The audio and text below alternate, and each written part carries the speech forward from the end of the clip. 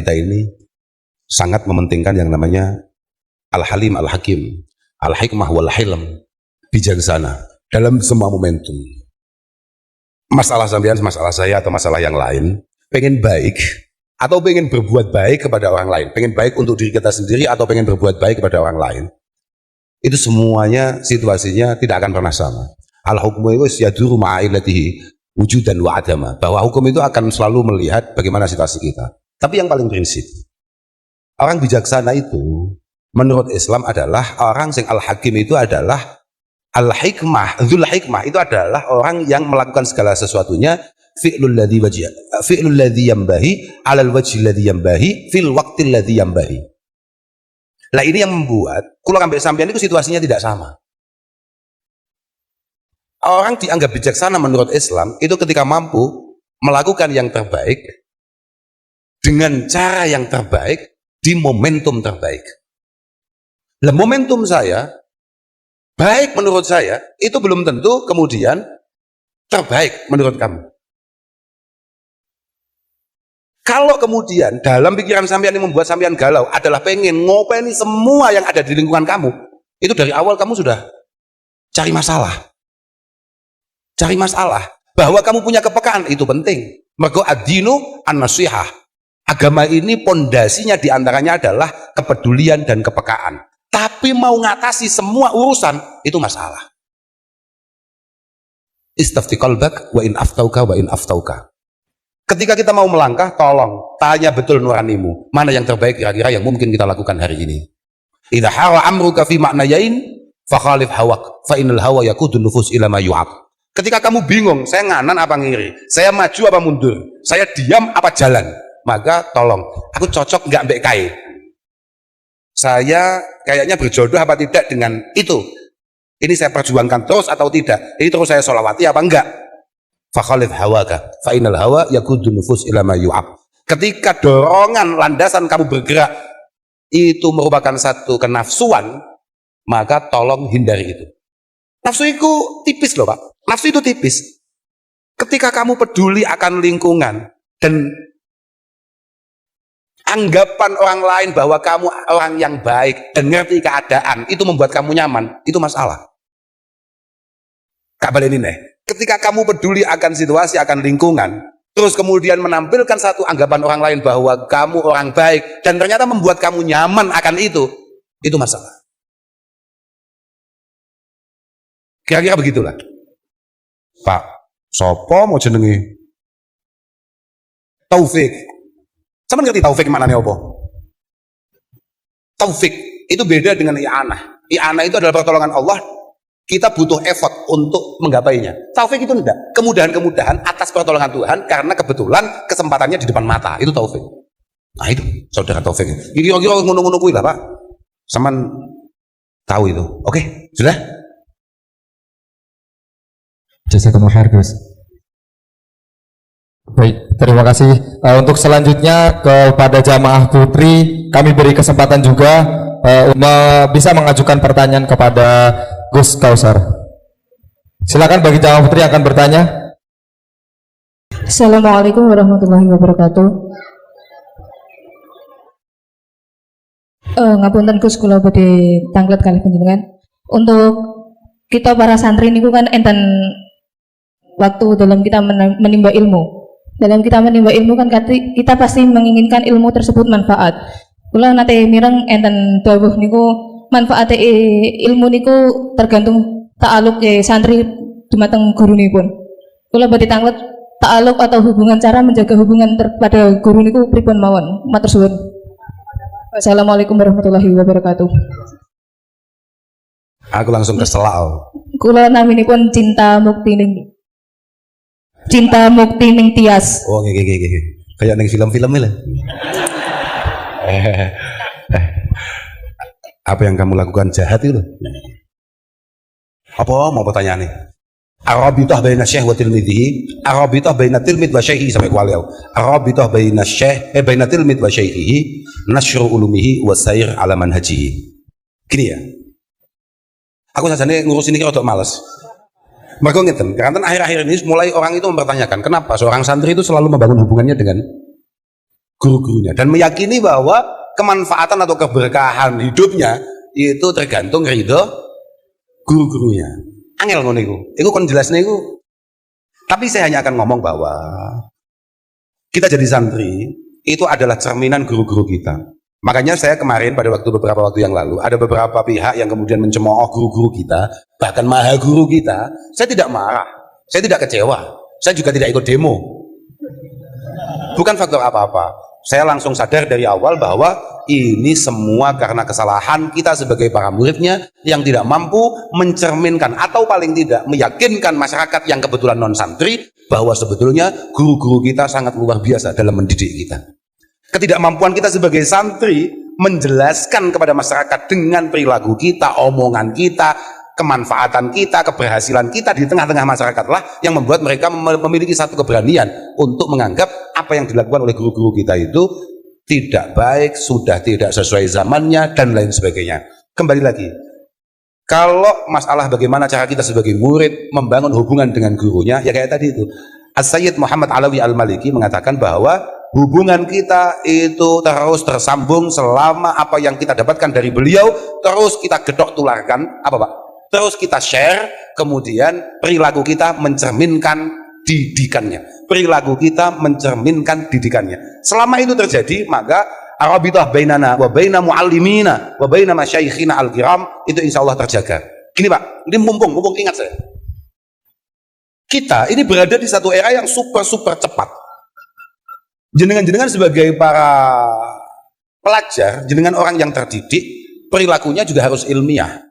Jangan mudah-mudah kemudian panjenengan ikut orang-orang yang memang tidak memiliki satu kapasitas di sana. At-taswid ala ghairi ahli itu kiamat. Bahwa pasrah, bahwa kita ikut orang yang tidak kompeten di satu bidang, itu masalah. Koyo aku mau ditugasi gubernur Jawa Tengah atau wagub Jawa Tengah bangun jembatan, kiamat. Sama. Ketika kemudian kita membangun jembatan antara kita dengan Allah Subhanahu wa Ta'ala dengan traktor yang tidak tepat, itu ya masalah. Paham maksudku loh tapi sampean nggih? Saya sampean paham Mas Abrang nggih? Mas Abrang itu tanya, saiki iku genahno, sakjane wong iku pantes diceluk kiai, pantes kita ikuti itu siapa? Standarnya apa? Gampang. Pokok dia kedetek muta'alliman, aliman, amilan, mu'allimah. Itu baru punya kepantasan untuk kemudian coba kita dengarkan atau bahkan nanti pada akhirnya kita ikuti. Dia konkret pernah belajar, misalnya di universitas ini, keilmuannya itu verifikasi, kemudian perilakunya menunjukkan bahwa dia terdidik, amilan loh Pak. Kemudian dia sudah diverifikasi oleh, ya misalnya ngeten. Jadi muta'allima kemudian alima, dia jelas terbukti belajar, dia diverifikasi oleh beliau-beliau para senior, anak ini sudah punya kemampuan. Yang ketiga, kemudian dia mengamalkan keilmuannya. Sing terakhir, dia mau nge-share apa yang ia ketahui. Nah itu, kira-kira ngono, paham Pak? Kira-kira itulah yang membuat orang layak untuk mulai kita dengarkan omongannya, bahkan mungkin sangat penting untuk kita ikuti langkah-langkahnya. Kira-kira ngono. Ngoten, Mbak? Oke. Baik, terima kasih. Selanjutnya kita buka satu pertanyaan lagi untuk jamaah putra. Silakan yang ingin bertanya. Assalamualaikum warahmatullahi wabarakatuh. Ngapunten, sebelumnya perkenalkan saya Khaladib dari mahasiswa S2 Undip. Nih Gus, mungkin menanggapi fenomena sekarang muncul banyak teknologi yang termasuk AI Gus, seperti ChatGPT dan lain-lain. Nah, pertanyaan saya tentunya sekarang banyak mahasiswa khususnya yang jauh dari gurunya. Jadi kalau belajar kan harus ada sanatnya, ngoten nggih. Jadi sekarang banyak ketika kita punya problem khususnya keagamaan itu banyak tanyanya di ChatGPT Gus. Yang di situ tidak jelas sanatnya bagaimana, sumbernya bagaimana. Kalau dulu problematikanya adalah Google, tapi Google itu ada yang nulis. Nah, kan sekarang wonten namanya teknologi ChatGPT Gus. Itu tidak bersumber, siapa tahu penulisnya. Nah, pertanyaan saya, bagaimana hukum terhadap syariat atau bagaimana perspektif syariat Islam terhadap siapa sih yang nanti bertanggung jawab terhadap jawaban ini? Apakah nanti ketika ada jawaban yang dikeluarkan oleh ChatGPT ini, ketika kita sebagai seorang manusia atau sebagai seorang masyarakat, kita yang berdosa, atau mungkin dari pembuat aplikasinya Gus? Karena di situ tidak tertulis bahwa siapa penulis ini, karena di situ jawaban tersebut dilatih oleh mesin teknologi, Gus. Jadi inilah menjadi yang problematika saya ketika ada orang yang bertanya di ChatGPT ada jawaban, tapi ini nggak tahu siapa penulisnya karena dia dihasilkan oleh mesin seperti itu, Gus. Nah ini yang menjadi problematika saat ini, Gus. Mohon jawabannya bagaimana menurut pandangan syariat terhadap problematika tersebut, Gus. Terima kasih. Saya nggak yakin kalau ChatGPT itu tidak punya sumber. Jadi karena berhubung saya teknologi, Gus. Jadi di ChatGPT itu bersumber tapi dia berdasarkan kumpulan dari database dari Google. Nah, tapi itu tidak bersumber. Sudah cukup. Wes paham aku. Wes aku butuh kuku itu. Aku butuh kuku sampean hanya ngomong itu saja. Artinya apa? Dulu, Pak. Saya kan sudah tadi awal ya. Dulu guru-guru kita itu sebetulnya ya kita sendiri sebagai para santri itu dosanya banyak loh. Jangan kamu pikir dosanya nggak banyak. Di antaranya adalah dari dulu sebetulnya kan kita tadi sudah disampaikan alal akil ayakuna basiran bizamani mukbilan ala sya'ni. Seorang santri, seorang pelajar yang cerdas itu adalah yang paling ngerti dengan eranya dan paling tahu apa yang harus ia hadapi dan ke depan mau bagaimana. Mukbilan ala sya'ni. Dia ngerti betul dia sedang duduk di situasi kayak apa, perjuangannya model kayak apa. Makanya tadi kenapa saya tanyakan itu, tujuan saya hanya akan ngomong begini. Di antara dosa jariah kita sebagai santri adalah minimnya kita ikut menyumbangsihkan apa yang kita ketahui di ranah-ranah teknologi itu. Kita ini halaman pertama, misalnya kamu tanya kaifiyatus shalah misalnya begitu. Kaifiyatus shalatil istisqa. Maka kitab-kitab kita itu paling di halaman 2 atau 3 bahkan. Itu yang dosa siapa? Yang salah siapa? Jadi ini bukan masalah nggak ada sumbernya, enggak. Tapi memang kita harus lawan itu dengan kemauan kita untuk bergerak. Saya sangat bersyukur panjenengan kemudian berada di bidang teknologi. Moga-moga keberadaan panjenengan adalah sebuah kemanfaatan untuk kita semua, untuk para santri dan untuk Islam.